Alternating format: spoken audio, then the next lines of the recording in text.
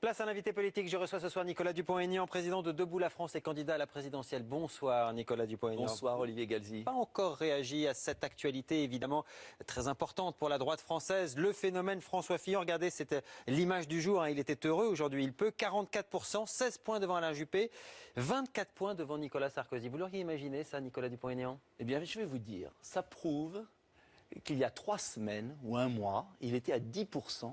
Et que la quasi-totalité des observateurs estimaient qu'il serait hors course. Vous allez me dire, pour moi, c'est pareil demain, c'est ça? Ça prouve que quand les Français ont le choix et qu'il y a des débats où on peut échanger des arguments, voir les personnalités, eh bien, les électeurs s'approprient le choix. C'est sur les arguments qu'il a recueilli 44% selon vous? C'est votre analyse de la situation?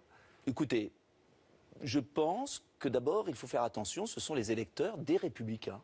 4 millions d'électeurs. Il y en a 90% qui n'ont pas voté.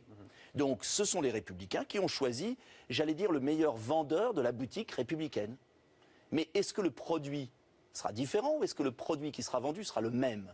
C'est ça la vraie question. Et moi, je suis candidat parce que je sais que je propose une politique différente de celle de François Fillon ou d'Alain Juppé d'ailleurs. Le choix n'est pas encore fait. C'est pas tout à fait juste, c'est pas une très bonne nouvelle pour vous, ça quand même, Nicolas Dupont-Aignan, vous pouvez le reconnaître. François Fillon, il est comme vous libéral d'un point de vue économique, comme vous assez traditionnel sur les questions de société, il est carrément sur votre électorat. Demain, est-ce que ça veut pas dire qu'il risque de vous siphonner comme il a siphonné les autres hier? Je ne crois pas. Il y a une différence fondamentale. C'est que François Fillon accepte le cadre européen, l'Union européenne telle qu'elle existe, et pense pouvoir, par une thérapie de choc... Il était avec Séguin, hein, il avait voté non en 2005. Il a voté oui au traité de Lisbonne, il a voté oui au référendum pour lesquels les Français avaient voté non. Et c'est ma différence avec François Fillon, je respecte l'homme, soyons francs. C'est tout ce qui J'ai eu un parcours entre vous, l'Europe. Mais c'est fondamental. Est-ce que vous croyez qu'on va régler le problème migratoire sans frontières nationales? Est-ce que vous croyez qu'on va défendre les PME et les artisans il le dit, hein, avec les travailleurs détachés? Il faut revenir effectivement sur les accords et sur soyons les traités précis. Il veut une des frontières européennes. Ça ne changera rien.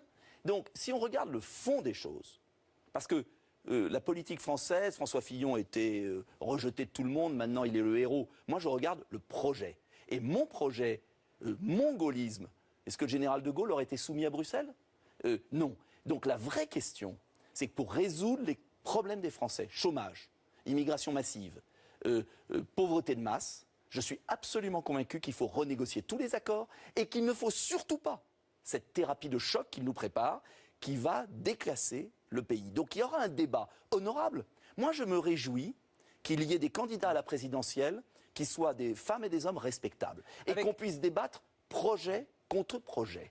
Et là, vous verrez qu'il y aura aussi peut-être d'autres surprises. Alain Juppé, je ne sais pas si vous l'avez écouté ce soir, il est parti assez fort, hein, justement, pour taper contre François Fillon. Il faut dire qu'il lui reste 6 jours maintenant pour rattraper ce retard. Regardez ce qu'il dit Alain Juppé ce soir à ses troupes. Il dit « Je suis plus proche de la parole du pape François que de celle de la manif pour tous ». Sous-entendu, et il le confirme d'ailleurs au journal de 20h juste après, sous-entendu, François Fillon c'est un traditionnaliste, moi je suis un moderniste. Vous pensez que c'est ça la différence entre les deux? Je pense que, en tout cas, que ce soit Alain Juppé ou François Fillon, ils acceptent un ordre mondial, un ordre européen qui nous condamne à la pauvreté de masse. Est-ce que vous pouvez répondre juste à cette question? On y reviendra après.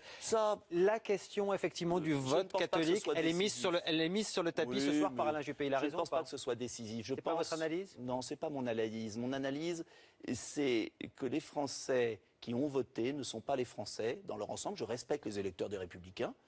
Ils représentent le parti des Républicains et on transforme un peu trop la primaire en une élection nationale. La vraie primaire, le vrai premier tour, c'est un débat qui sera beaucoup plus ouvert parce qu'avec des projets radicalement différents.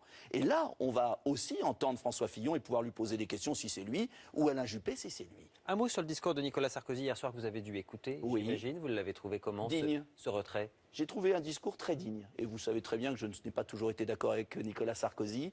Mais Nicolas Sarkozy, avant la fin de sa campagne, avait abordé de vraies questions. J'avais été d'ailleurs assez content qu'il me rejoigne sur la question des frontières nationales que refusent Alain Juppé ou François Fillon. Et je dis à ses électeurs, attention, il y a un premier tour, il y a un second tour.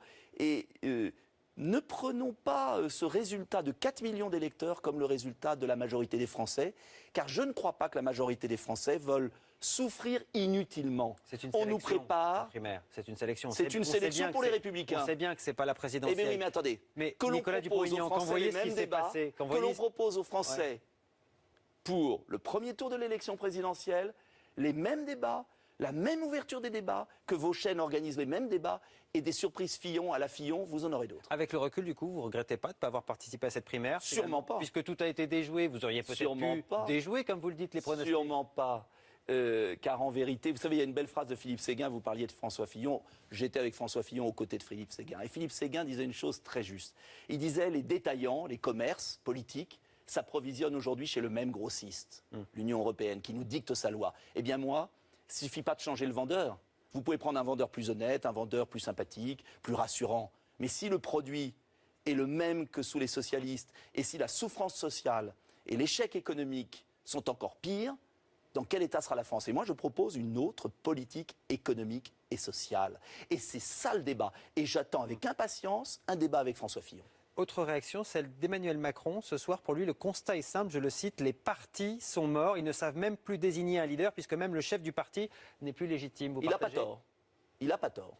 Soyons francs. Mais je vais vous dire, le vrai clivage va être entre ceux qui acceptent la mondialisation inhumaine et qui pensent que c'est aux Français de s'adapter, de souffrir comme les Bulgares ou les Chinois. Et pour vous, c'est ceux c'est- qui c'est le cas de proposent, c'est François Fillon Macron, Fillon, Juppé. Mais bien Pour vous, sûr. c'est la même chose? Mais bien sûr que c'est la Votre même ami chose. séguiniste de l'époque, ça y est, Mais- là, vous ne partagez absolument plus rien. Je suis en désaccord sur un point fondamental, je vous l'ai dit, on ne redressera pas la France en acceptant des règles injustes de l'Union européenne. Il faut renégocier les traités. Mais c'est un point, noble de débattre d'une question de fond.